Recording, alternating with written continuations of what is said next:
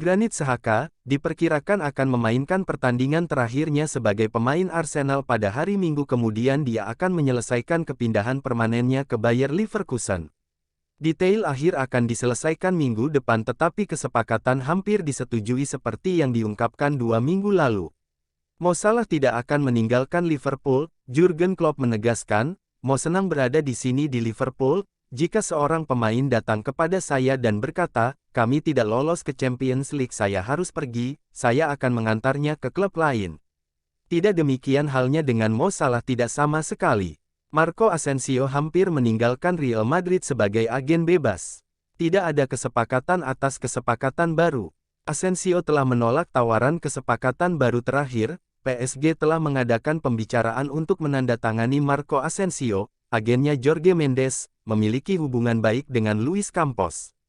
Bayer juara Bundesliga, gol fantastis Jamal Musiala menjadi pembeda. Laki-laki kelahiran Februari 2003 ini mengukir sejarah.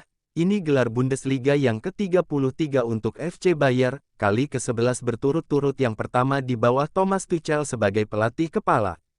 Resmi, dikonfirmasi. Amir Rahmani telah menandatangani kontrak jangka panjang baru di Napoli berlaku hingga Juni 2027. Kesepakatan baru mencakup klausul opsi untuk memperpanjang perjanjian untuk tahun berikutnya, hingga Juni 2028. Donnarumma tentang masa depannya, saya merasa baik di Paris dan saya sangat bangga mewakili PSG dan kota ini. Saya sangat berharap untuk bertahan lama dan menulis satu halaman dalam sejarah klub. Erling Haaland memenangkan penghargaan Premier League Player of the Season di musim pertamanya di Man City dan juga penghargaan Premier League Young Player of the Season. Hanya 3 pemain yang pernah memenangkan pemain terbaik Liga Inggris musim ini dan pemain muda terbaik musim ini pada saat yang bersamaan, yaitu Cristiano Ronaldo musim 2006-2007, Gareth Bale musim 2012-2013, Erling Haaland musim 2022-2023. Union Berlin akan bermain di Liga Champions musim depan untuk pertama kalinya dalam sejarah mereka. Borussia Dortmund gagal menjadi juara Bundesliga setelah bermain imbang 2-2 melawan Mainz. Dortmund tertinggal 0-2 dari Mainz pada babak pertama. Gawang mereka dibobol oleh Andreas Hanche Olsen dan Karim Onisiwo. Tuan rumah sempat mencetak gol balasan melalui Rafael Guerreiro dan Niklas Sule. Hasil imbang ini membuat Dortmund harus merelakan gelar Bundesliga musim ini jatuh ke tangan Bayern Munchen.